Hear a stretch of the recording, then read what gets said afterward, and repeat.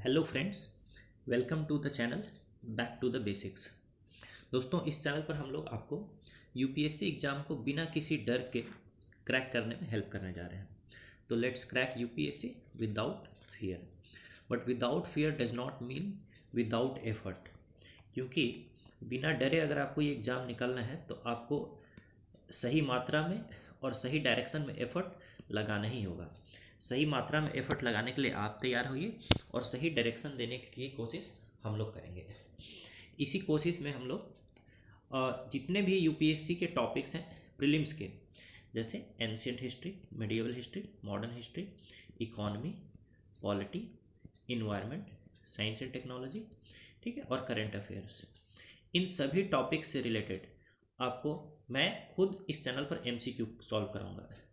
आप इन टॉपिक्स को अपने बेसिक बुक्स से पढ़िए, जैसे एंशियंट, मेडिवल, मॉडर्न हिस्ट्री को आप हिस्ट्री के एनसीईआरटी से पढ़िए, ज्योग्राफी को भी एनसीईआरटी से पढ़िए, ठीक है। फिर इकोनॉमी को रमेश सिंह की बुक से पढ़िए, पॉलिटी को लक्ष्मीकांत से पढ़िए, इन्वायरमेंट को शंकर आईएएस की बुक से पढ़िए, साइंस एंड टेक्नोलॉजी बेसिकली आप क्लास 6 to 10 की एनसीईआरटी से पढ़ सकते हैं। एंड इसके अलावा करंट अफेयर्स से आपको उसको अपडेट करना होगा। इन बुक से आप अपना बेसिक तैयार करिए और फिर सीधे आ जाइए back to the basics channel पर, और यहाँ पर मेरे साथ खूब सारे एमसीक्यू सॉल्व करिए, जिसमें आपको मैं दिखाऊंगा कि किस तरह से आप एमसीक्यू आपको सॉल्व करना है, ठीक है। और ये एमसीक्यू आपको बेसिकली आपका यूपीएससी प्रीलिम्स क्रैक करने में आपको काफ़ी हेल्प करेंगे। चलिए सीधा बढ़ते हैं वीडियो पर। हमारा आज का टॉपिक है, ये एंशिएंट हिस्ट्री का टॉपिक है, जो कि अर्ली वैदिक एज से स्टार्ट होता है 1500 बीसी से, और फिर इसमें लेटर वैदिक एज के कुछ क्वेश्चंस हैं, और फिर अप टू महाजनपद पीरियड यानी लगभग 600 बीसी तक ये जाता है, जबकि बुद्धा का जन्म भी होता है। दोस्तों, मेरा नाम है आनंद मोहन और मैंने अभी तक यूपीएससी के 3 अटेम्प्ट्स दिए हैं, जिसमें तीनों में मेरा प्रीलिम्स क्रैक हो गया है। दूसरे वाले अटेम्प्ट मेरा मेंस भी हो गया था और मैं इंटरव्यू स्टेज तक पहुंचा था, और अभी थर्ड अटेम्प्ट मेरा हो गया है, जिसमें मैं फिलहाल मेंस के रिजल्ट का वेट कर रहा हूँ। चलिए स्टार्ट करते हैं इस वीडियो को।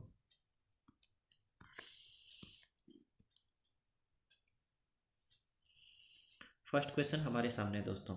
देखिए, मैं आपसे एक रिक्वेस्ट करूंगा, क्वेश्चन जैसे ही स्क्रीन पर आता है वैसे ही मेरे सॉल्व करने से पहले ही आप अपना गेस लगाना शुरू कर दीजिए कि इसका आंसर ए होगा, बी होगा, सी होगा, डी होगा, जो भी होगा। जैसे स्टेटमेंट 1 पढ़ता हूँ तो आप सोचिए ये सही है, गलत है, जो भी है ये आप पहले ही गेस करना शुरू कर दीजिए। मेरे से 1-2 कदम आप एडवांस चलिए। मैं कोशिश करूँगा थोड़ा स्लो मूव करने की, ताकि आपको आपका पूरा टाइम मिल जाए, ठीक है। फिर अगर आप सही होते हैं बहुत अच्छी बात है, गलत होते हैं तो आपको पता चल जाएगा कि आपकी क्या गलती है, और इस तरह से ये छोटी छोटी गलती आपकी सही होते जाएगी, एंड टुवर्ड्स द एंड आप काफ़ी सारे छोटे मिस्टेक्स करना बंद कर देंगे और फिर प्रीलिम्स इजीली आप क्रैक कर पाएंगे। चलिए स्टार्ट करते हैं फर्स्ट क्वेश्चन से। विच of the following is incorrect about वैदिक पीरियड? इनमें से वैदिक पीरियड के बारे में क्या इनकरेक्ट स्टेटमेंट है? तो Rig Vedic Aryans fought for cows and these fights were called were known as gavishti. देखिए, ये स्टेटमेंट बिल्कुल सही है, तो इनकरेक्ट नहीं है। The cow was held sacred, हाँ बिल्कुल, काउ वॉज हेल्ड सैक्रेड, इसलिए तो उसके लिए लोग फाइट करते थे, तो ये भी स्टेटमेंट बिल्कुल सही है। The early Aryan led the life of a hunter gatherer. दोस्तों, तीसरा स्टेटमेंट गलत है, हंटर गैदरर नहीं, वो लोग पास्टोरलिस्ट यानी चरवाहों के तरह वो लोग जीवन व्यतीत करते थे। तो थर्ड स्टेटमेंट इनकरेक्ट है, और ये इनकरेक्ट ही पूछ रहा है, और थर्ड ही इनकरेक्ट है, तो हमारा राइट ऑप्शन हो जाएगा दोस्तों ऑप्शन सी। अगर आपका भी सी है तो बहुत अच्छी बात है, सी नहीं है तो आप एक्सप्लेनेशन सुनिए और यहाँ पर एक्सप्लेनेशन को अच्छे से पढ़िए, वीडियो को पॉज कर लीजिएगा और पढ़िएगा। हम लोग बढ़ते हैं नेक्स्ट क्वेश्चन पर। दोस्तों, ये आ गया second question. Consider the following statements regarding Rig Vedic as. Rig Vedic age के बारे में कुछ स्टेटमेंट दी हुई है। The king maintained a standing army under a military commander, बिल्कुल वाहियात बात है। The Rig Vedic people use chariots for warfare, ये सही स्टेटमेंट है, ठीक है, क्योंकि वो लोग जो गवेष्टि करते थे यानी कि कैटल का लूटपाट मचाते थे, तो उसके लिए वो लोग रथ से ही जाया करते थे, रथ से और घोड़ों से भी जाते थे, मतलब डायरेक्ट घोड़ों पर बैठकर और 2-3 घोड़ों के बने हुए रथों पर भी बैठकर वो लोग जाते थे। तो सेकेंड स्टेटमेंट सही है, बट फर्स्ट गलत है। तो which of the following statements given above is are correct, तो ऑप्शन हो जाएगा इसका बी, यानी कि 2 ओनली।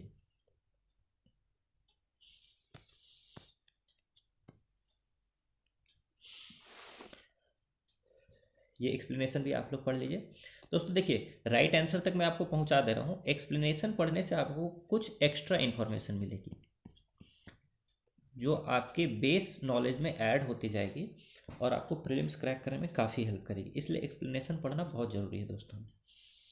आइए नेक्स्ट क्वेश्चन पर आते हैं।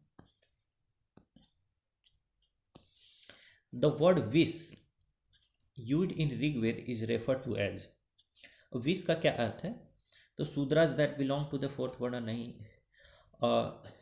Sacrifice performed by the king that is suppose to confer supreme power on him, गलत। पीपल और कम्युनिटी एज ए होल, सही। ट्राइबल क्लैन, ये गलत। देखिए दोस्तों वैदिक टाइम में विश बराबर जन, ऐसे समझ लीजिए, विश बराबर जन, विश बराबर जन बराबर पीपल और कम्युनिटी एज ए होल, मतलब सभी लोगों को इकट्ठा कर दिया जाए तो उसको हम लोग जन कह सकते हैं या फिर विश कह सकते हैं। यह है ऋग्वेदिक reference.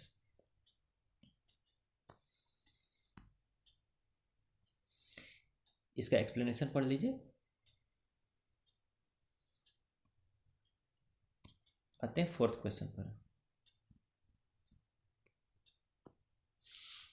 Which among the following is are the changes occurred during the later Vedic period, यानी लेटर वैदिक पीरियड में इनमें से क्या चेंजेज हुआ। तो दोस्तों देखिए, एक है ऋग वैदिक पीरियड या जिसको हम लोग अर्ली वैदिक पीरियड बोलते हैं, ये लगभग 1500 BC में स्टार्ट होता है ना। और लेटर वैदिक पीरियड लगभग 1000 BC से लेके 800 BC तक चलता है। तो इस ऋग वैदिक टाइम से लेकर के, यानी अर्ली वैदिक टाइम से लेकर के लेटर वैदिक टाइम के बीच में जो 500 से 700 साल का गैप है, इस गैप में काफ़ी चेंजेज आ जाते हैं और वही चेंजेज के बारे में क्वेश्चन पूछ रहा है। क्या है, Prajapati the creator occupied the supreme position among the gods, ये बिल्कुल सही स्टेटमेंट है। ऋग वैदिक टाइम में इंद्र, वरुण, ये लोग थे मेन गॉड, पर लेटर वैदिक टाइम में जो मेन गॉड थे वो थे प्रजापति, विष्णु और शिव, यानी त्रिदेव जिनको बोला जाता है हिंदू धर्म में। और इन तीनों देवों में भी प्रजापति यानी ब्रह्मा को एकदम मुख्य स्थान दिया गया था, तो पहला स्टेटमेंट सही है।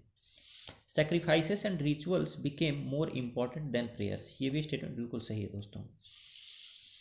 तीसरा देखिए, institutions of gotra appeared and wars started for territorial expansion and not only for cattles. देखिए ये ऋग वैदिक टाइम में जो लड़ाई होती थी वो सिर्फ और सिर्फ कैटल्स के लिए होती थी, ज़मीन का इंपॉर्टेंस नहीं था, यानी टेरिटरी का इंपॉर्टेंस नहीं था। बट ये जो लेटर वैदिक टाइम है, इस टाइम में लैंड या फिर टेरिटरी का इंपॉर्टेंस आ गया दोस्तों। तो थर्ड स्टेटमेंट भी बिल्कुल सही है। Society underwent change from pastoral to agricultural society, ये भी बिल्कुल सही है। ऋग वैदिक टाइम में जो लोग थे वो बेसिकली पास्टोरलिस्ट थे, चरवाहे थे, लेकिन वो आगे चल करके लेटर वैदिक टाइम तक वो लोग गृहस्थ बन जाते हैं, मेनली किसान बन जाते हैं वे लोग, ठीक है। तो ये फोर्थ, तो इसका चारों ही स्टेटमेंट दोस्तों सही है, तो इसका राइट ऑप्शन आंसर हो जाएगा D.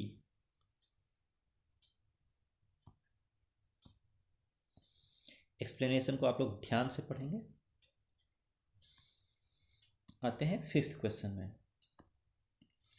During the later Vedic period the term goghna refer to as which of the following. दोस्तों कई लोग बोलते हैं कि संस्कृत, जैसे मेरा ऑप्शनल संस्कृत है, तो लोग बोलते हैं संस्कृत ऑप्शनल से प्रीलिम्स में या मेंस में फ़ायदा नहीं होता है। बट इस वर्ड को देखते के साथ मैं बता सकता हूँ कि गोघना का मतलब है इसमें जो कैटल है उसकी हत्या की बात की जा रही है। ये गो धन हन धातु का यूज हुआ है यहाँ पर, ठीक है, यानी कैटल का कहीं ना कहीं कैटल को मारा गया है। अब देखो जी इसमें कैटल को कहाँ मारा गया है, तो a place for keeping of cattles won after a war, ये गलत है। Ritual practised to invoke the gods, ये गलत है। Sacrifices that involve killing of cattles in mass, सही हो सकता है। A guest was fed on cattle meat, अब ये भी सही हो सकता है, बट इसका राइट आंसर डी है। गोघना का अर्थ वो होता है वो गेस्ट जिसे कि कैटल का मीट खिलाया जाता था। ठीक है, तो ये इसका राइट आंसर है डी। गोघना यानी एक ऐसा गेस्ट जिसे कि कैटल का मीट खिलाया जाए।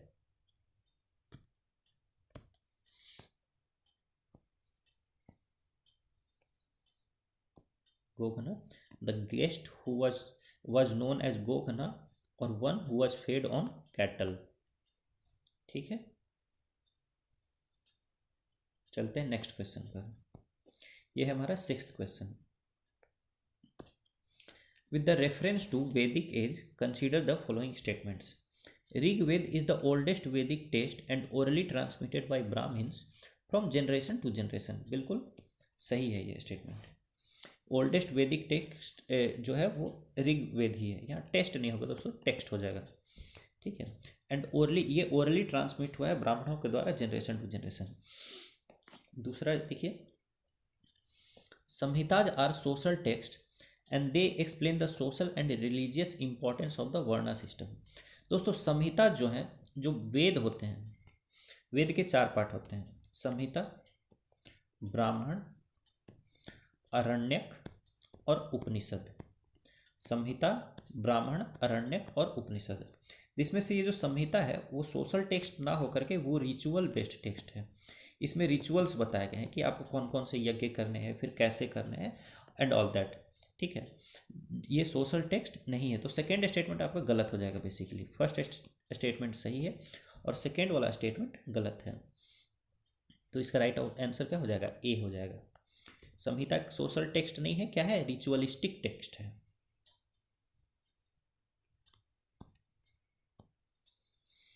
इसके एक्सप्लेनेशन को आप लोग पढ़ लीजिए दोस्तों।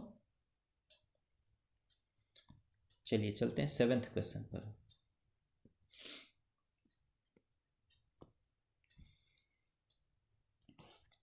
Consider the following statements regarding to Vedic age. Vedic age के बारे में स्टेटमेंट्स दिए हुए हैं।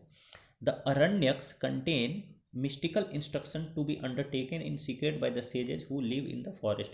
ये बिल्कुल सही है दोस्तों। अरण्यक का अर्थ भी होता है फॉरेस्ट। जैसे रामायण में बहुत सारे कांड हैं, उसमें से एक कांड है अरण्य कांड। ये वो वाला पार्ट है रामायण का जिसमें राम को वनवास हो जाता है। ठीक है, तो अरण्यक बेसिकली मैंने आपको बताया वेद के 4 पार्ट हैं, संहिता, ब्राह्मण, अरण्यक और उपनिषद। तो अरण्यक में वो रिचुअल्स वगैरह बताए गए हैं या वो इंस्ट्रक्शंस हैं जो ऋषि मुनि लोग जंगल में जाकर के एकांत में करेंगे। तो ये फर्स्ट स्टेटमेंट आपका सही है। दूसरा स्टेटमेंट देखिए, the Samaveda was composed in musical notes. Samaveda musical सुनते के साथ उसको सही कर दीजिए। वैसे आगे पढ़ लीजिए, which are consider to constitute the basis of Indian music. ये बिल्कुल सही स्टेटमेंट है दोस्तों। सामवेदा में आपको, जैसे आपको पता है संगीत में 7 स्वर होते हैं, सा, रे, ग, म, प, ध, नी। तो ये तो जो स्वर है ये सामवेद से ही आया है। सा के बदले वहां पर सामवेद में लिखा गया है षडज। रे के लिए लिखा गया है ऋषभ। ग के लिए लिखा गया है गंधार। म के लिए मध्यम। प के लिए पंचम। ध के लिए धैवत और नी के लिए निषाद। सा रे ग म प ध नी, तो यानी षडज, ऋषभ, षडज, ऋषभ, गंधार, मध्यम, पंचम, धैवत, निषाद। तो ये बेसिकली सामवेद से लिया गया है। तो जो भी म्यूजिकल इंस्पिरेशन है वो हमें सामवेद से मिलता है। सेकेंड स्टेटमेंट सही है, फर्स्ट स्टेटमेंट भी सही है। तो इसका राइट ऑप्शन हो जाएगा option C, both 1 and 2।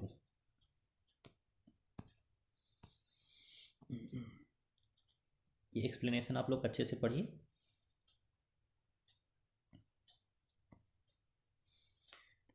Next question पर आते हैं। Which of the following texts are known as the late Vedic texts? दोस्तों अर्ली वैदिक टेक्स्ट तो एक ऋग्वेद है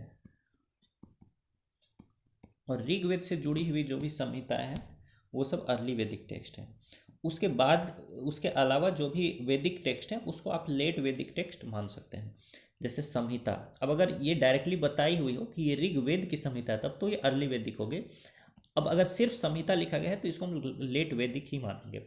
ब्राह्मण को भी लेट वैदिक ही मानेंगे। यजुर्वेद, उपनिषद, अरण्यक सबको हम लोग लेट वैदिक मानेंगे। ठीक है, तो इसका राइट आंसर हो गया डी, ऋग्वेद यानी अर्ली वैदिक, बाकी सब लेटर वैदिक। तो 8 का राइट आंसर हो गया दोस्तों डी।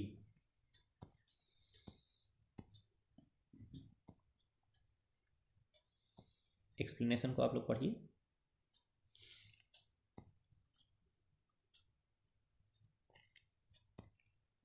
आइए 9th पर आते हैं हम लोग। A circular tomb using big stone slab built upon the place of burial is known as. देखिए दोस्तों, एक ब्यूरियल है, किसी को की डेथ बॉडी को दफनाया गया है, उसके ऊपर पत्थर रख देते हैं अपन। ठीक है, इसको हम लोग मेगालिथ कहते हैं। कोई इसका ऑप्शन देखने की ज़रूरत नहीं है। डेड बॉडी को दफना दिया गया, ऊपर बड़ा पत्थर रख दिया गया, तो इसे हम लोग क्या कहेंगे? मेगालिथ कहेंगे। मैंने आपको पिछले वीडियो में बताया था कि मेनहिर और डॉलमेन किस चीज़ के एग्जाम्पल हैं। मेनहिर और डॉलमेन अलग अलग मेगालिथ के एग्जाम्पल है। मेनहिर में एक बड़ा सा स्टोन रख दिया जाता है, एक सिंगल स्टोन बहुत बड़ा सा, और डॉलमेन में इस तरह से 2 स्टोन को वर्टिकल रखा जाता है और उसके ऊपर से एक स्टोन को हॉरिजॉन्टल रखा जाता है, तो नीचे एक शेड जैसा बन जाता है। ठीक है, छोटा सा घर जैसा बन जाता है। तो मेनहिर, डॉलमेन ये सब एग्जाम्पल किस चीज़ के हैं? मेगालिथ के। बेसिकली ब्यूरियल के ऊपर में, ठीक है, अगर पत्थर रखा जाएगा तो उसे हम लोग मेगालिथ ब्यूरियल कहेंगे। तो इसका राइट आंसर हो जाएगा दोस्तों ए, 9 का ए।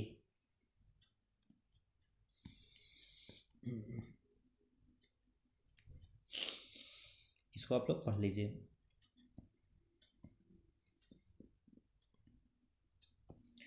टेंथ क्वेश्चन को पढ़ते हैं। With reference to the social division in Rigvedic period consider the following statements. ठीक है, तो ऋग्वेदिक पीरियड में जो सोशल डिवीजन थे उसके रिगार्डिंग कुछ स्टेटमेंट्स दिए हुए हैं।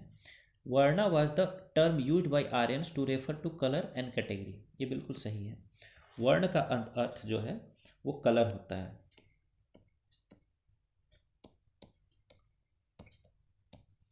और वर्ण के द्वारा ही लोगों की कैटेगरी भी ज्ञात की जाती थी, जैसे ब्राह्मण, क्षत्रिय, वैश्य, शूद्र इत्यादि। हालांकि जो शूद्र कैटेगरी है दोस्तों, वो ऋग्वैदिक पीरियड में उतना प्रचलन में नहीं था। तो यहाँ ये फर्स्ट स्टेटमेंट तो सही हो गया। सेकेंड पढ़िए, the Shudra category was not found in the early Vedic period but appeared in the end of the Rigvedic period. ये बिल्कुल सही है। एकदम अर्ली टाइम है जो वैदिक पीरियड का, उस टाइम में शूद्र कैटेगरी नहीं था प्रचलन में। ठीक है, क्योंकि लगभग सभी लोग बराबर थे। जब जैसे जैसे लोग सेटल होते गए तो स्ट्रैटिफिकेशन जो है बढ़ते गया, और जो ऊपर थे उनका स्टेटस कुछ ज़्यादा ही स्ट्रॉन्ग होते गया, तो नीचे वालों को बहुत ज़्यादा दबा दिया गया। ठीक है, बट एकदम अर्ली वैदिक पीरियड में शूद्र कैटेगरी उतना प्रोमिनेंट नहीं था। फर्स्ट ये सेकेंड स्टेटमेंट भी सही है। Slavery was common and slaves were given as gifts to priest. ये भी स्टेटमेंट आपका सही लग रहा है दोस्तों। तो 1, 2 और 3 दोनों, इसका तीनों सही होना चाहिए। इसका राइट ऑप्शन होना चाहिए डी। चलिए देखते हैं। हाँ, इसका राइट आंसर डी है। आप इसका एक्सप्लेनेशन पढ़ लेंगे।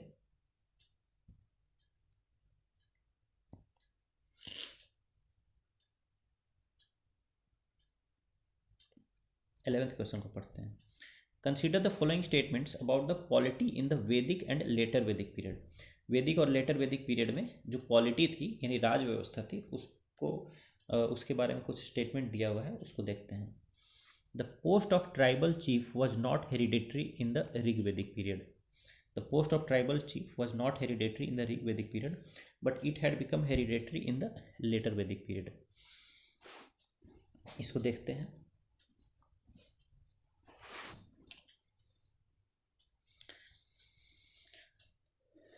सेकेंड स्टेटमेंट देखिए, sabha, samiti and vidatha of Vedic period increase their popular character in the later Vedic period. दोस्तों ये स्टेटमेंट बिल्कुल गलत है, सेकेंड काट दीजिए। जो ये सारे क्या है ना, ये सारे हैं आपके कमिटीज हैं, ठीक है। जैसे सभा एक टाइप का ग्रुप हो गया, लोग मिल करके कुछ डिसीजन ले रहे हैं, उसी तरह से समिति है, उसी तरह से विदाथा है, ठीक है। लेकिन धीरे धीरे ये जो ग्रुपिंग्स हैं इनका इम्पोर्टेंस तो बढ़ते जा रहा है, बट इनका पॉपुलर कैरेक्टर यानी कि पॉपुलर कैरेक्टर घटते जा रहा है। पॉपुलर कैरेक्टर का अर्थ ये है कि पहले अगर सभा में क्लैन के, ट्राइब के सभी लोग पार्टिसिपेट कर सकते थे, तो आगे चल करके कुछ कुछ लोगों को छांटा जाने लगा। जैसे सबसे पहले औरतों को हटा दिया गया, फिर शूद्रों को हटा दिया गया, तो यानी उनका पॉपुलर कैरेक्टर धीरे धीरे घटते जा रहा है। और ये विदाथा तो आगे वाले पीरियड में जाके पूरा खत्म ही हो गया, बस सभा और समिति बचा, उसका भी पॉपुलर कैरेक्टर कम हो गया। तो सेकेंड स्टेटमेंट दोस्तों गलत है, ठीक है। तो इसको तो काट ही दीजिए। फिर देखिए, there was no standing army for king in the Vedic period. Vedic period में किंग के पास कोई स्टैंडिंग आर्मी नहीं थी। However it was well developed in the later Vedic period. दोस्तों ये बिल्कुल गलत बात है। लेटर वैदिक पीरियड में भी वेल डेवलप्ड स्टैंडिंग आर्मी नहीं थी। अर्ली वैदिक पीरियड में तो नहीं ही थी, ठीक है। वो लोग खुद मिलजुल करके ट्राइब से ही लोग जुटा करके जाते थे लड़ने के लिए, गाय वगैरह के लिए, ठीक है। लेकिन लेटर वैदिक पीरियड में भी एकदम वेल डेवलप्ड आर्मी नहीं थी। वो लोग अपने ट्राइब से ही कुछ लोगों को इकट्ठा करके मिलिशिया बना करके और लड़ाई करते थे। तो ये थर्ड भी स्टेटमेंट आपका बिल्कुल गलत है। अब आते हैं फर्स्ट को, फिर से देखते हैं। The post of tribal chief was not hereditary in the Rigvedic period. ये बिल्कुल सही है। ऋग्वेदिक पीरियड में समिति जो है वो अपने ट्राइबल चीफ यानी कि राजन को सेलेक्ट करती थी, but it had become hereditary in the later Vedic period. लेकिन धीरे धीरे क्या होता है ना, जो लोग शुरू में राजन बनते गए उन लोगों ने अपने ही आगे आगे बच्चों को ही राजन बनाना शुरू कर दिया, यानी समिति के द्वारा जो चुने जाने का कॉन्सेप्ट था वो धीरे धीरे खत्म होते गया और ये पोस्ट हेरिडेटरी बन गया। तो फर्स्ट स्टेटमेंट सही है, सेकेंड थर्ड गलत है। तो राइट आंसर हो जाएगा इसका दोस्तों ए। आइए इसका आंसर देखते हैं। हाँ, इसका राइट आंसर ए है। अब आप लोग इसके एक्सप्लेनेशन को वीडियो पॉज करके पढ़ लीजिए। दोस्तों इसको पढ़ना बहुत ज़रूरी है। आपको लग रहा होगा कि हम लोग तो आंसर तक पहुंच ही गए, पढ़ना क्या जरूरी है। लेकिन देखिए, यूपीएससी में आपसे यही क्वेश्चन नहीं पूछा जाएगा, पर इसी नॉलेज के बेस पर आपसे कोई दूसरा क्वेश्चन जरूर पूछा जा सकता है।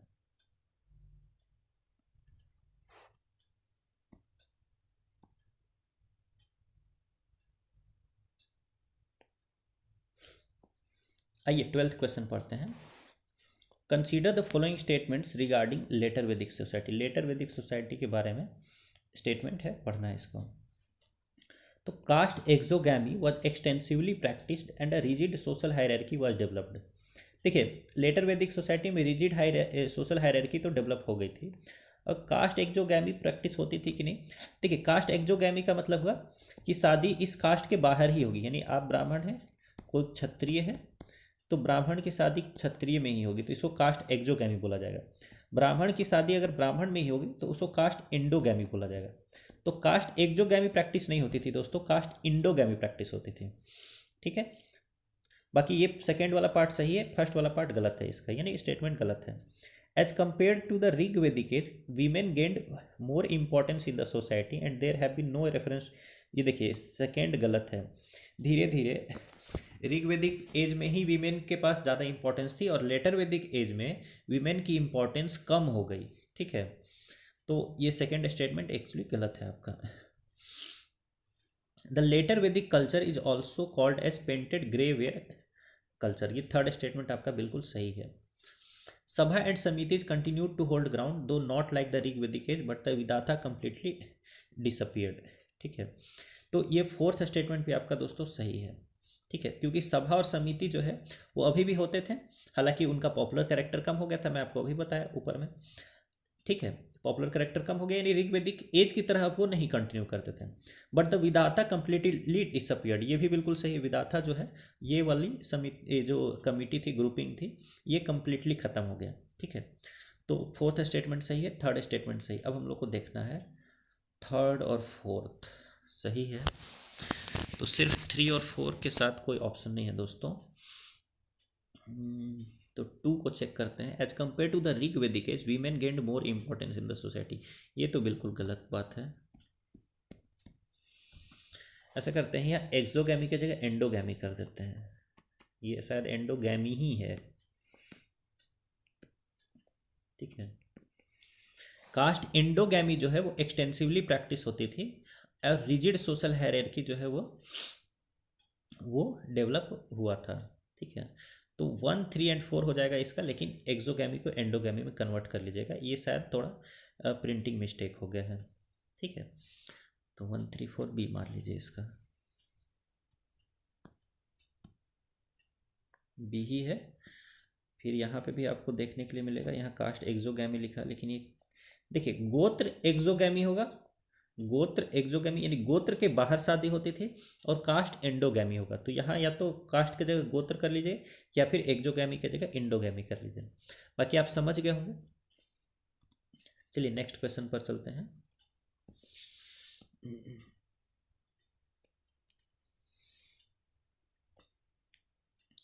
Consider the following statements regarding Magadhan empire in ancient India. Magadha empire के बारे में हम लोग को स्टेटमेंट्स दिया गया है। Magadha's rise to political supremacy began with Bimbisara who belonged to the Shishunaga dynasty. दोस्तों बिम्बिसार जो है शिशुनाग डायनेस्टी का नहीं था। बिम्बिसार, अजात शत्रु और उदयन, ये तीनों रूलर हर्यंक डायनेस्टी के थे ये लोग बहुत पावरफुल रूलर्स। और सही बात है कि मगध का राइज इनके कारण ही हुआ, यानी बिम्बिसार के साथ ही मगध का राइज स्टार्ट होता है। बट ये शिशुनाग डायनेस्टी के नहीं थे, हर्यंक डायनेस्टी के थे, इसलिए फर्स्ट स्टेटमेंट आपका गलत हो जाएगा दोस्तों। फिर देखिए, Ajatashatru founded the new capital at Pataliputra situated at the confluence of Ganga and Son river. दोस्तों ये भी गलत है। पाटलिपुत्र में कैपिटल ले जाने वाले रूलर का नाम है उदयन।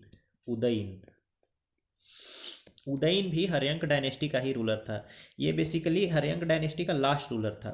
हर्यंक डायनेस्टी का फर्स्ट रूलर हो गया आपका बिम्बिसार, फिर अजात शत्रु, फिर उदयन, BAU।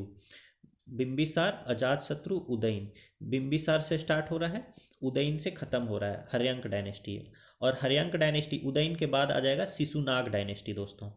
ठीक है, तो चलिए सेकेंड भी गलत कर दीजिए। खैर, Magadha was the first state to use elephants on large scale against the its neighbours. देखिए ये थर्ड स्टेटमेंट बिल्कुल सही है, क्योंकि मगध में क्या था ना, जंगल बहुत सारे थे।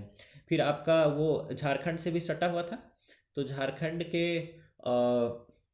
जो छोटा नागपुर का जो जंगल है वहाँ से मगध को आयरन ओर भी मिलते थे और खूब सारे हाथी भी मिलते थे। यहाँ के आदिवासी लोग हाथी पकड़ते थे और वहाँ मगध के राजाओं को वो लोग दे देते थे। ठीक है, तो खैर इसका राइट आंसर हो जाएगा ऑप्शन C, 3 ओनली। स्टेटमेंट्स को पढ़ लीजिए दोस्तों।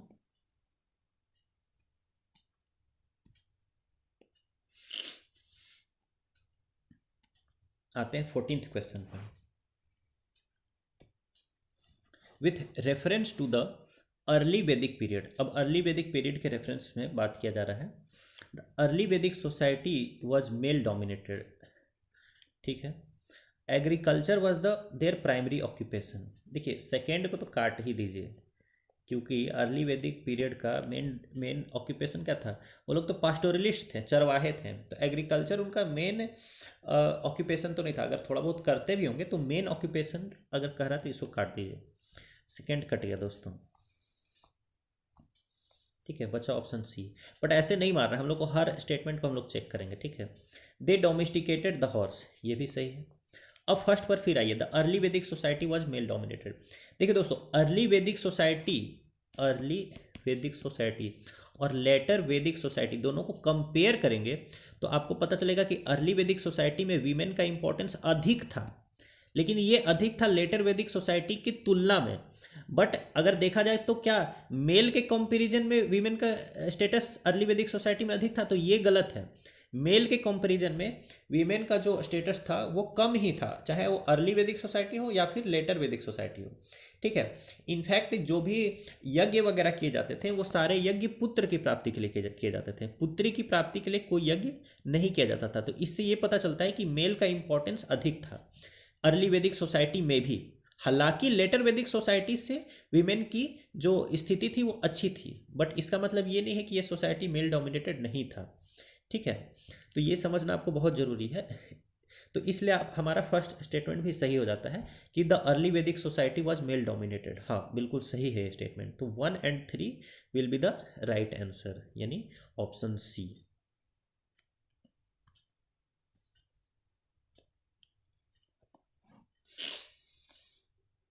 एक्सप्लेनेशन को आप लोग पढ़ लीजिए दोस्तों। आइए 15th क्वेश्चन पर आते हैं। With reference to the status of women in the Vedic period. अब वीमेन के स्टेटस पर बात की जा रही है, मैंने ऊपर आपको बताया, उससे कुछ आइडिया ले लीजिएगा। Which of the following statements are correct. ठीक है, तो women composed hymns and rose to the rank of seers during the early Vedic period. ये बिल्कुल सही है। अर्ली वैदिक पीरियड में वीमेन भी जो मंत्र हैं वो वीमेन भी कंपोज करती थी, जैसे मैत्री, गार्गेयी, कात्यायनी, इस टाइप की जो वीमेन थी, उन वीमेन ने भी मेल की तरह ही बहुत सारे मंत्र इत्यादि की ऋचाओं की उन्होंने रचना की थी। तो पहला स्टेटमेंट आपका सही है दोस्तों। सेकेंड देखिए, girls had freedom in the selection of husbands. सही बात है। And the purdah system was absent during the early phase. ये भी बिल्कुल सही स्टेटमेंट है दोस्तों। अर्ली वैदिक स्टेज में मैंने आपको बताया कि लेटर वैदिक की तुलना में वीमेन के पास बहुत सारे राइट्स थे, तो उनमें से एक ये भी राइट था कि वे लोग अपनी जो उनको किससे शादी करनी है, ठीक है, ये सब वो लोग खुद ही सिलेक्ट करते थे और पर्दा इत्यादि करने की कोई ज़रूरत नहीं थी। फिर थर्ड स्टेटमेंट देखिए, री marriage of widows was permitted during the Rig Vedic period. ये भी बिल्कुल सही स्टेटमेंट है दोस्तों। ऋग वैदिक पीरियड में एक प्रथा थी जिसका नाम था नियोग। जैसे मान लीजिए एक हस्बैंड वाइफ है, अगर हस्बैंड की डेथ हो जाती है तो वाइफ की शादी जो है इस हस्बैंड के ब्रदर के साथ हो जाती थी। इसको हम लोग नियोग कहते हैं, या फिर इंग्लिश में इसको लेविराटे बोला जाता है। अब इसको कैसे पढ़ते हैं वो नहीं पता, स्पेलिंग यही है, लेविराटे, LEVIRATE, लेविराटे या फिर नियोग। तो यानी कि विडो रीमैरिज पॉसिबल थी। इसी चीज़ को देखिए आगे चल करके, अब ये नियोग और लेविराटे आप लोग याद रखिएगा। और हम लोग जब 18th सेंचुरी इंडिया में जाएंगे तो फिर राजा राम मोहन रॉय समाज के लोगों को बताएंगे कि भाई विडोज को रीमैरिज करना अलाउ करो, क्योंकि पहले भी हमारे वैदिक कल्चर में भी महिलाओं की, मतलब विधवाओं की पुनर्विवाह जो है वो अलाउड थी। ठीक है, तो तुम लोग बेवकूफ़ी मत करो। ठीक है, तो खैर ये थर्ड स्टेटमेंट आपका बिल्कुल सही है दोस्तों। फिर फोर्थ स्टेटमेंट पर आइए, status of women declined drastically in the later Vedic period. बिल्कुल सही स्टेटमेंट है, क्योंकि वीमेन को सभा समिति सबसे बाहर कर दिया गया। ठीक है, फिर उनकी शादी थोड़ी कम उम्र में की जाने लगी, फिर उनको पढ़ने का अधिकार थोड़ा थोड़ा कम होते गया।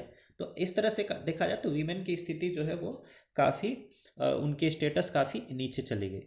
तो इसका राइट आंसर क्या हो जाएगा, 1 2 3 4 सब सही है, यानी option number A is the right answer. 15th answer A हो जाएगा।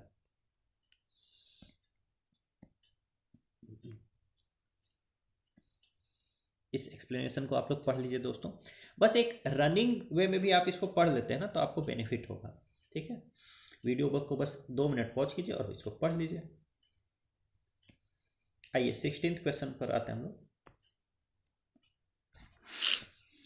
देखिए क्या कह रहा था, अदर नेम ऑफ आर्यंस, यानी आर्यंस वो लोग हैं जो वैदिक सोसाइटी के जो लोग हैं उसको हम लोग आर्यंस कह रहे हैं। ठीक है, as observe in the Vedic period. ठीक है, इज, तो आर्यंस का अदर नाम था मानुसी प्रजा। मानुसी प्रजा।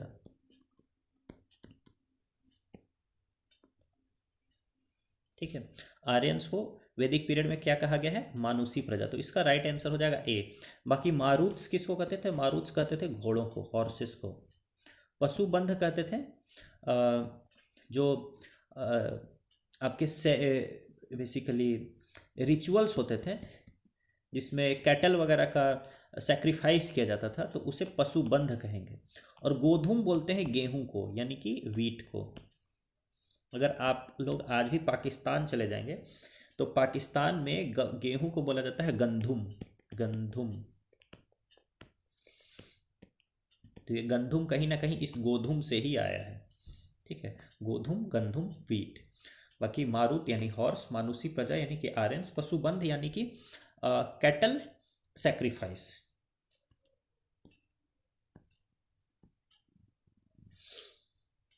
देख लीजिए आप लोग, मानुषी प्रजा आर्यंस, मारुत्स हो गए आपके हॉर्सेस, ठीक है, गोधूम हो गया आपका व्हीट, ठीक है, और पशु बंध हो गया आपका कैटल सैक्रिफाइस। आइए आते हैं 17th क्वेश्चन पर। देखिए, with reference to the difference between the Rig Vedic and later Vedic period which of the following statements is are correct. Rig Vedic और लेटर वैदिक पीरियड को कंपेयर करना है दोस्तों।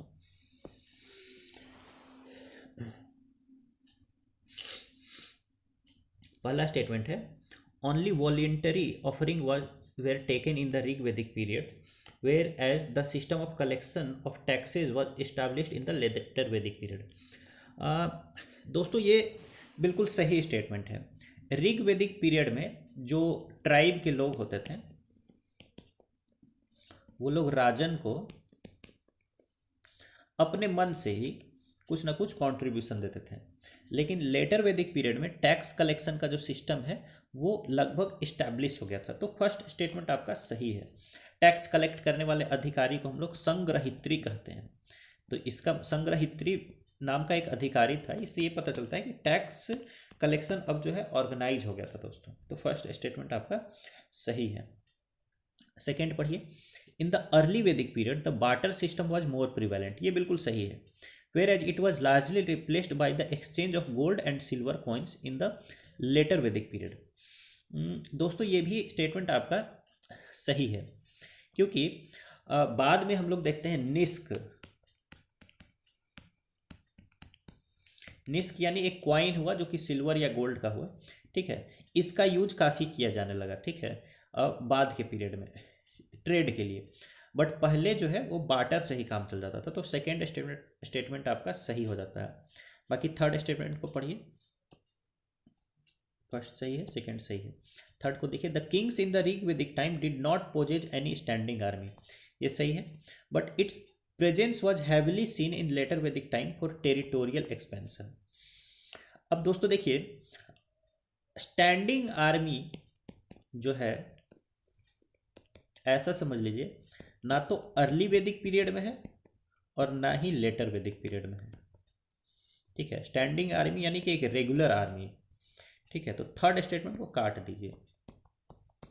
ये बाद में महाजनपद पीरियड से स्टैंडिंग आर्मी की शुरुआत होगी, उसमें भी मगधन एम्पायर से, ठीक है।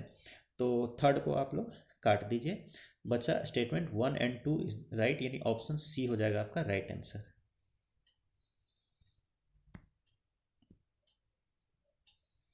इस एक्सप्लेनेशन को आप लोग बस एक बार सरसरी निगाहों से इसको पढ़ लीजिए, आपको काफ़ी बेनिफिट होगा दोस्तों। आइए आते हैं नेक्स्ट क्वेश्चन पर। With reference to the economy during early Vedic period, early Vedic economy पर बात किया जा रहा है। There was no concept of private property based on land ownership during the Rig Vedic period. ये बिल्कुल सही स्टेटमेंट है। हालांकि ये एक्सट्रीम स्टेटमेंट है कि there was no concept of private property, में प्राइवेट प्रॉपर्टी का कोई कॉन्सेप्ट ही नहीं था। तो ऐसे स्टेटमेंट देखिए, आप लोग क्या सीखा जाता है कोचिंग वगैरह में, या फिर वो तुक्का मार पॉलिसी चलती है हमारी खूब, तुक्का मार पॉलिसी, कि एक्सट्रीम स्टेटमेंट बिल्कुल गलत होते हैं उसको काट दीजिए। अरे एक्सट्रीम स्टेटमेंट सही भी हो सकता है, ठीक है। ये स्टेटमेंट क्या है वही डिसाइड करेगा कि वो सही है या गलत है। वो भले ही एक्सट्रीम हो क्यों ना, लेकिन अगर वो सही है तो फिर वो सही है, ठीक है। और मॉडरेट स्टेटमेंट भी गलत हो सकता है, ठीक है।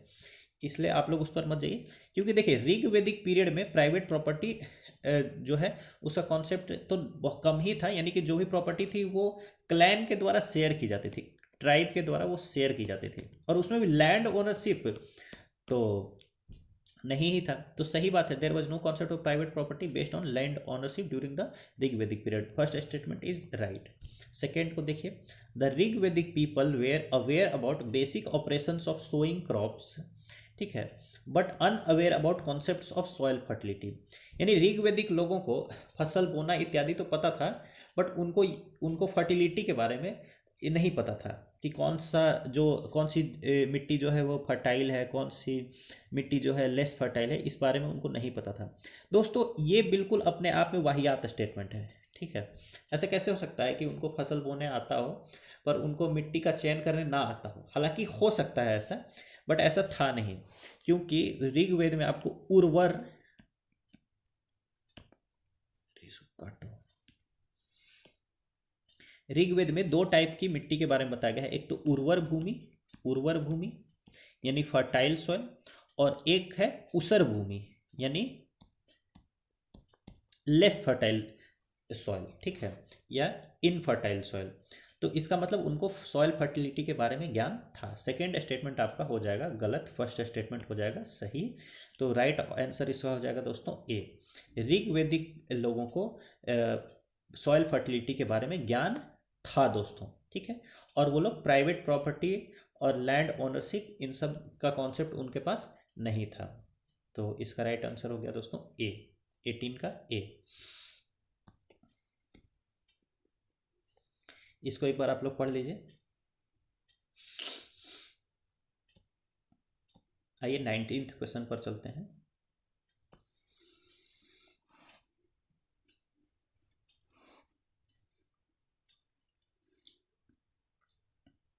Consider the following statements regarding ancient India. Ancient India के बारे में स्टेटमेंट दिया हुआ है कि अजात शत्रु was responsible for ending the long standing rivalry between Magadh and Avanti.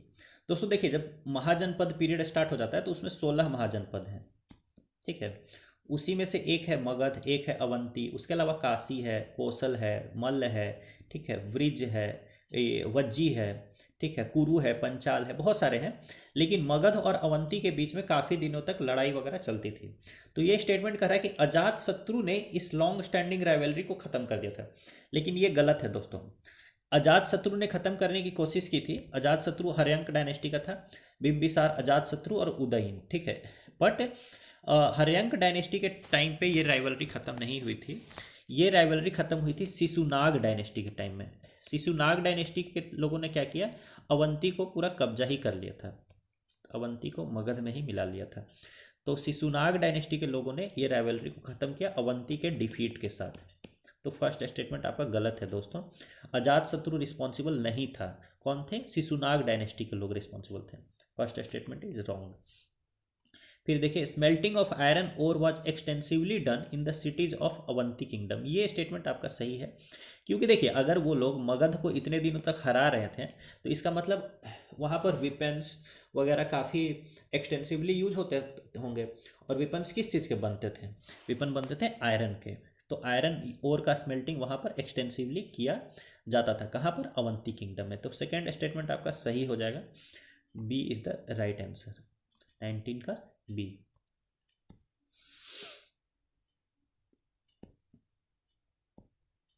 लेकिन दोस्तों देखिए, अब इसको थोड़ा सा हम लोग को ध्यान देने की जरूरत है।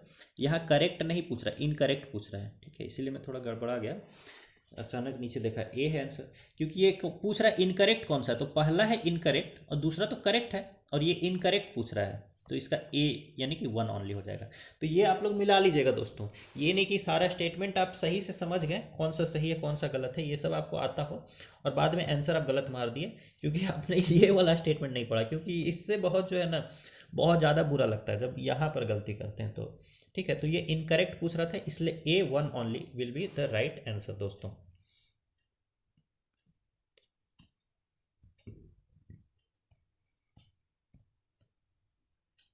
आइए 20th क्वेश्चन को सॉल्व करते हैं।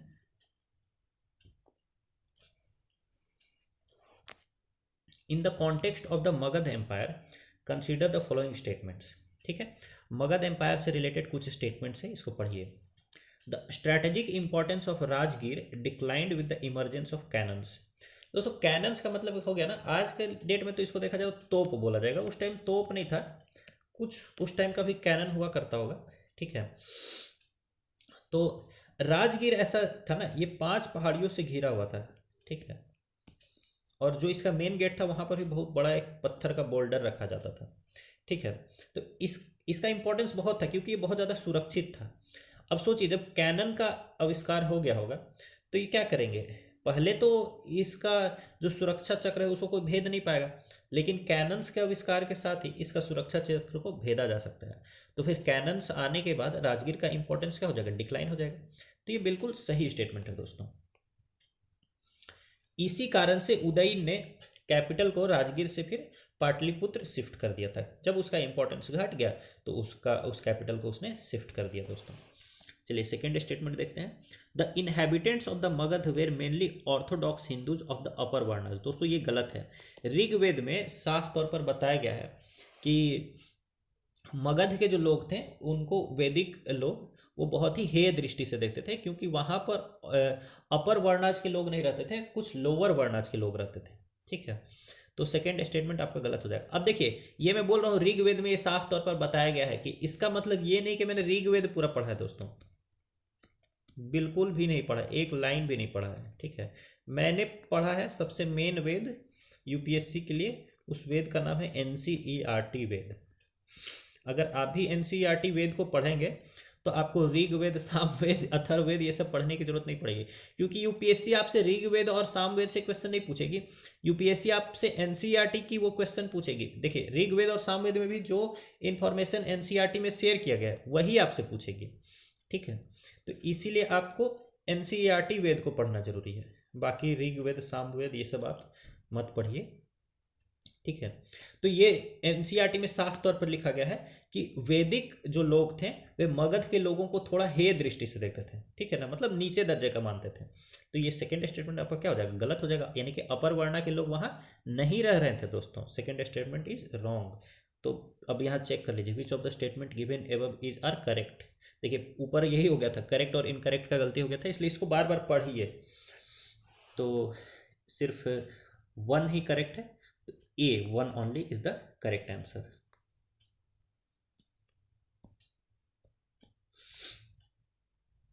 एक्सप्लेनेशन को पढ़ लीजिए दोस्तों। देखिए Magadha and Kiratas who were regarded lowly, यानी नीचे दर्जे का उनको रिगार्ड किया जाता था, किसके द्वारा, बाई ऑर्थोडॉक्स ब्राह्मण्स। ठीक है, आइए 21 पर आते हैं। In the context of the ancient India consider the following statements. Ancient India के कॉन्टेक्स्ट में इन स्टेटमेंट्स को पढ़िए। Anguttara Nikaya a Buddhist text mentions the Mahajanapada. देखिए दोस्तों ये बिल्कुल सही स्टेटमेंट है, क्योंकि अंगूतर निकाय एक बुद्धिस्ट टेक्स्ट है। देखिए बुद्धिस्ट टेक्स्ट में त्रिपीतक हुए हैं, एक है सुत्त पीतक, दूसरा है विनय पीतक, तीसरा है अभिधम्म पीतक। ठीक है, सुत्त पीतक में टोटल 5 निकाय हैं। ठीक है, मुझे याद नहीं है पांचों, एक है अंगूतर निकाय, एक है मध्यम निकाय, एक है दिग्ध निकाय, और 2 और निकाय हैं, उसको आप लोग देख लीजिएगा। ठीक है, तो उसी में से एक यानी कि अंगूतर निकाय के अंतर्गत जो है 16 महाजनपदों का नाम मेंशन किया गया है। इसके अलावा एक जैन बुक भी है, जैन बुक भी है जिसमें 16 महाजनपदों के बारे में बताया गया है। आप कमेंट में बताइए कि वो जैन टेक्स्ट का क्या नाम है जिसमें 16 महाजनपदों का नाम हमें मिलता है। तो फर्स्ट स्टेटमेंट आपका हो गया दोस्तों यहाँ पर सही, कि अंगूतर निकाय Buddhist text mentions the mahajanapadas, right. The rise of mahajanapadas coincided with the disappearance of the Pali text. देखिए कितना गलत स्टेटमेंट है। महाजनपद का राइज जो है पाली टेक्स्ट के डिसअपियरेंस के से कोइंसाइड करेगा। कैसे कोइंसाइड करेगा, क्योंकि पाली टेक्स्ट है कौन, क्या, अंगूतर निकाय, और अंगूतर निकाय में महाजनपद के बारे में लिखा गया है। तो महाजनपद और पाली टेक्स्ट का उद्भव तो साथ साथ में हो रहा है। ठीक है, ऐसा नहीं कि पाली टेक्स्ट जो है वो डिक्लाइन करे तो महाजनपद का उद्भव हो रहा है। तो सेकेंड स्टेटमेंट आपका बिल्कुल गलत है, टोटली अपोजिट है।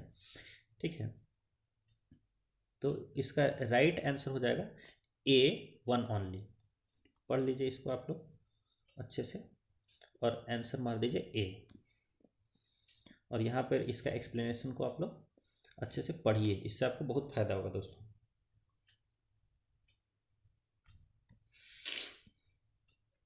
आइए 22 क्वेश्चन को देखते हैं।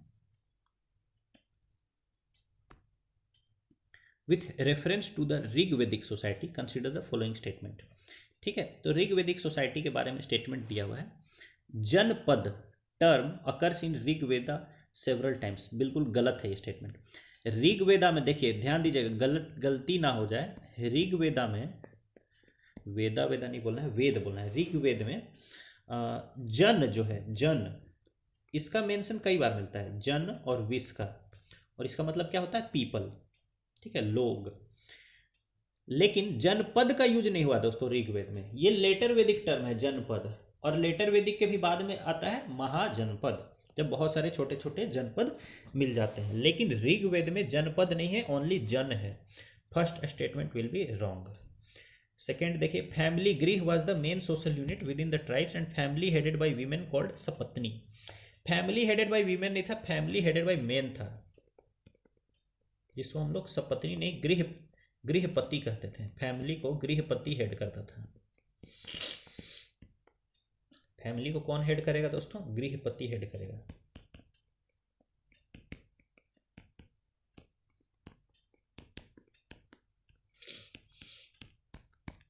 तो दोनों, दूसरा भी गलत पहला भी गलत, तो इसका राइट आंसर हो जाएगा डी। अगर करेक्ट पूछ रहा है तो हाँ, तो करेक्ट पूछ रहा है, इसमें से दोनों में से कोई भी करेक्ट नहीं है, नीदर वन नॉर टू। 22 का राइट आंसर इज डी। इसको पढ़ लीजिए दोस्तों आप लोग।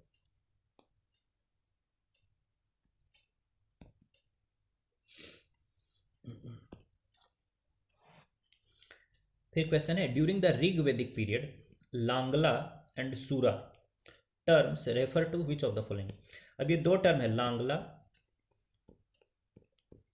और सूरा, ये दोनों ही का अर्थ है दोस्तों प्लफ, यानी कि हल। जो हल चलाते हैं ना, जिससे खेत की जुताई करते हैं हम लोग खेती करने से पहले, उसे ही प्लफ बोलते हैं, और उसे ही ऋग वैदिक पीरियड में लांगला और सूरा कहते थे। ठीक है, लांगला और सूरा।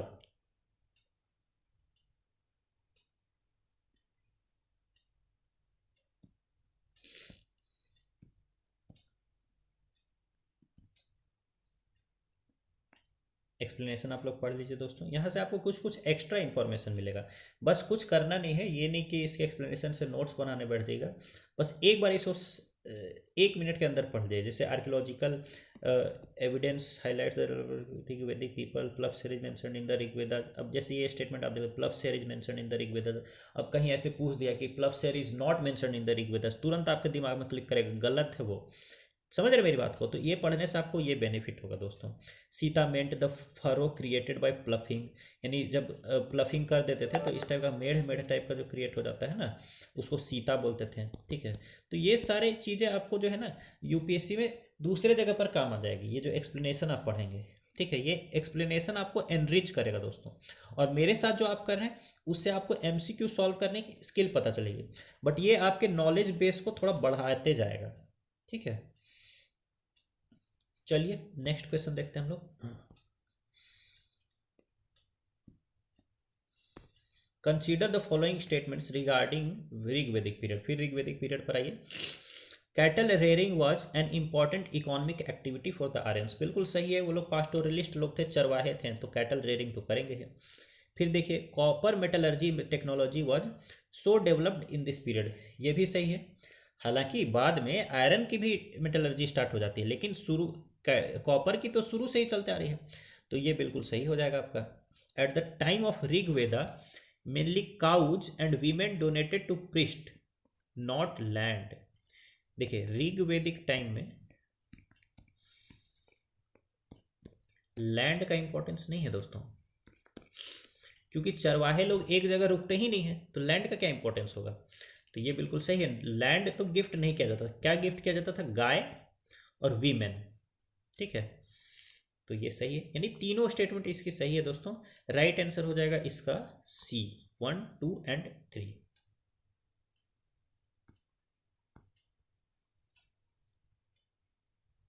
इसको आप लोग पढ़ लीजिए।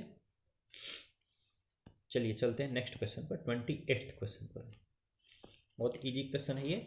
During the Rig Vedic period gopa term refers to the, गोप का अर्थ होता था कैटल्स, यानी सभी जानवरों का जो चीफ होता था, यानी कि 100 गाय हैं तो 100 गायों का जो हेड होगा उसको गोप कहते थे। गोप, गोप या फिर गोपति भी कहते थे दोस्तों। गो शब्द से ऋग्वेदिक टाइम में काफ़ी शब्द हैं दोस्तों, जैसे गोप गोपति गायों का मालिक हो गया। ठीक है, फिर गवेष्टि गायों के लिए जो लड़ाई होती थी वॉर, उसको गवेष्टि बोलते थे। ठीक ठीक है। फिर गोत्र यानी सेम क्लैन के लोगों को एक गोत्र माना जाता था। फिर दुहित्रा, गाय की दूहने, गाय को जो दूहेगी उसको दुहित्रा कहते थे, यानी बेटी का भी नाम था दुहित्रा, ठीक है। तो इस तरह से गोधूम, गोधूम गेहूं को गोधूम कहते थे। तो गो शब्द से काफी सारे शब्द बने हैं हमारे ऋग्वैदिक पीरियड में दोस्तों, तो इस बात का आप लोग ध्यान रखिएगा। तो गोप और गोपति का अर्थ क्या हो जाएगा, चीफ ऑफ कैटल्स। चलिए चलते हैं नेक्स्ट क्वेश्चन पर, इसको पढ़ लीजिए आप लोग।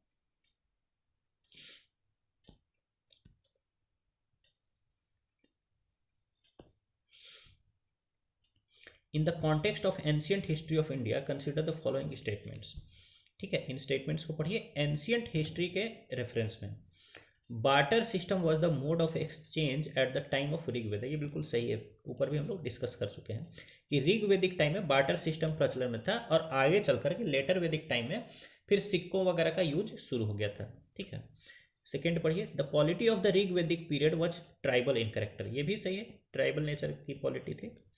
ट्राइब के लोग मिल करके अपना राजन चुनते थे, फिर मिल करके वो लोग डिसीजन लेते थे, मिल करके जो डिसीजन लेते थे तो काफ़ी सारे उस टाइम जो है ग्रुपिंग्स थी, जैसे समिति, सभा, विधाता। ठीक है, तो दोनों स्टेटमेंट इसकी सही है दोस्तों, ऑप्शन सीधा मार दीजिए सी, बोथ 1 और 2।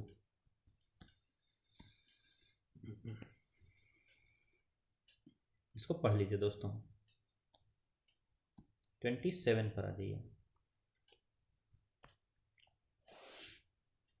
Iron was used in the later Vedic period for conversion of the forest of the Ganga Valley into agricultural lands। देखिए दोस्तों, ये स्टेटमेंट सही है। जब ऋग्वेदिक टाइम था यानी 1500 BC, उस टाइम आयरन का प्रेजेंस नहीं था। 1000 BC के आसपास आयरन हम लोगों को देखने को मिला। आयरन को उस टाइम हम लोग श्याम अयस कहते हैं, श्याम अयस। अयस का मतलब होता है मेटल, अयस का मतलब हो गया मेटल, ठीक है, और श्याम अयस मतलब काला मेटल यानी कि आयरन। ठीक है, तो 1000 BC के आसपास ये श्याम अयस यानी आयरन आ गया, और 800 से 700 BC के आसपास तक ये आयरन जो है इसका एक्सटेंसिव यूज होने लगा दोस्तों, यानी एग्रीकल्चर और हथियार वगैरह बनाने में। ठीक है, और इसके कारण से ही गंगा वैली के जो फॉरेस्ट थे उसको क्लियर कर करके एग्रीकल्चरल लैंड में कन्वर्ट किया जाना संभव हुआ। तो लेटर वैदिक पीरियड में जो conversion of forest into agricultural land हुआ है उसमें आयरन का यूज एकदम एक्सटेंसिवली हुआ है दोस्तों, तो ये स्टेटमेंट सही है आपका। फिर देखिए, the foundation for the town must have emerged during the later Vedic period. अब जाहिर सी बात है, जब आयरन के द्वारा अच्छे से खेती होगी, जम के खेती होगी, तभी तो टाउन्स का जो है फाउंडेशन, मतलब देखिए जब सफिशियंट खेती होती है तभी टाउन बनते हैं। तो ये स्टेटमेंट आपका सही है दोस्तों, लेटर वैदिक पीरियड में ही टाउन्स की शुरुआत का फाउंडेशन रखा जाता है। ठीक है, और फिर ये लोग पूरा ग्रो करते हैं महाजनपद पीरियड तक। ठीक है, यानी 600 BC तक जाते जाते तक एकदम प्रॉपर टाउन हम लोग को देखने मिलना शुरू हो जाते हैं। फिर देखिए, the surplus agricultural production at the later Vedic period help in cultural development, ये भी सही है। जब सरप्लस एग्रीकल्चरल प्रोडक्शन होगा, कल्चरल डेवलपमेंट का मतलब ये है कि कुछ लोग ऐसे भी हो हमारे कल्चर में, हमारे सोसाइटी में, जो लोग खेती ही ना करते रहें। मतलब ऐसा ना हो कि अगर 100 लोग एक सोसाइटी में रह रहे हैं तो 100 के 100 लोग खेती ही करें, यानी पेट भरने का ही काम कर रहे हैं। ठीक है, तब क्या ही कल्चरल डेवलपमेंट होगा। कल्चरल डेवलपमेंट तो तब होगा ना जब 50 लोग 100 लोगों के खाने का काम, खाने के लिए जितना भी अनाज चाहिए वो इकट्ठा कर ले रहे हैं, और 50 लोग फिर एक्स्ट्रा काम कर रहे हैं। कोई संगीत कर रहा है, ठीक है, कोई संगीत बजा रहा है, कोई नृत्य कर रहा है, ठीक है, कोई पृष्ठ बना हुआ है, ब्राह्मण बना हुआ है, ठीक है, कोई आर्किटेक्ट बना हुआ है, कोई क्राफ्ट्समैन बना हुआ है, तभी तो कल्चरल डेवलपमेंट होगा ना, जब एग्रीकल्चरल प्रोडक्शन सरप्लस में होगा। ठीक है, तो ये थर्ड स्टेटमेंट भी आपका सही है दोस्तों। ठीक है, तो 1 सही, 2 सही, 3 सही, राइट आंसर हो जाएगा इसका बी, 1, 2 एंड 3, 27 का बी। इसको आप लोग पढ़ लीजिए दोस्तों, एक बार एकदम रनिंग वे में इसको पढ़ लीजिए पॉज करके।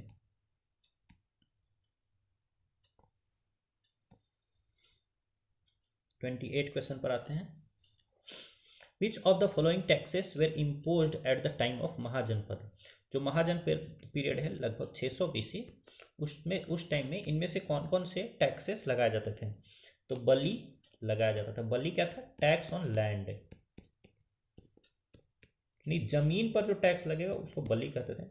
भाग यानी शेयर, जैसे मान लीजिए आप 100 kg गेहूं उगाते हैं तो उसका एक भाग, मान लीजिए 10% शेयर वो राजन ले लेगा, ठीक है, तो इसको भाग बोलते थे।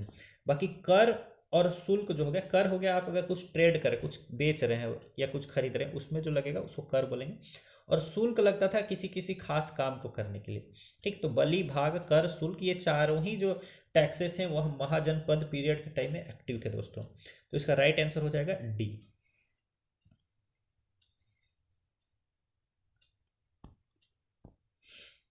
देख लीजिए, इस एक्सप्लेनेशन को पढ़िए पॉज करके। चलिए नेक्स्ट क्वेश्चन पर आते हैं। Which of the following were the features of the 16 mahajanapada? जो 16 महाजनपद थे उनके क्या फीचर हैं, ठीक है। तो जैसे some of the Mahajanapada were monarchies and ruled by kings, बिल्कुल सही है, जैसे कि Magadh.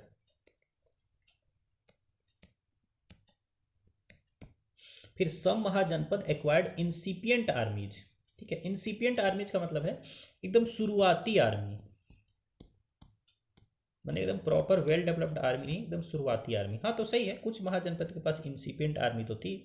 And maintained regular bureaucracies, और रेगुलर ब्यूरोक्रेसी भी थी, मतलब उनके पास ये सिविल सर्विसेज के लोग भी थे, यानी कि कर लेने वसूलने वाले लोग, ठीक है, और न्याय व्यवस्था बनाए रखने वाले लोग, ये लोग थे उनके पास। हाँ तो बिल्कुल सही बात है। जो जैसे कि वृज्जी, या जिसे वैशाली भी हम लोग बोलते हैं, हालांकि महाजनपद का नाम वृज्जी ही था, वैशाली उसका कैपिटल था। तो यहाँ पर आपको रेगुलर ब्यूरोक्रेसी मिलेगी दोस्तों, ठीक है, तो सही बात है। तो सब Mahajanapada acquired incipient armies and maintained regular bureaucracies, तो ये स्टेटमेंट भी सही है, फर्स्ट स्टेटमेंट भी सही है, दोनों स्टेटमेंट सही है। तो इसका राइट आंसर हो जाएगा सी, बोथ 1 एंड 2। इसको पढ़ लीजिए आप लोग।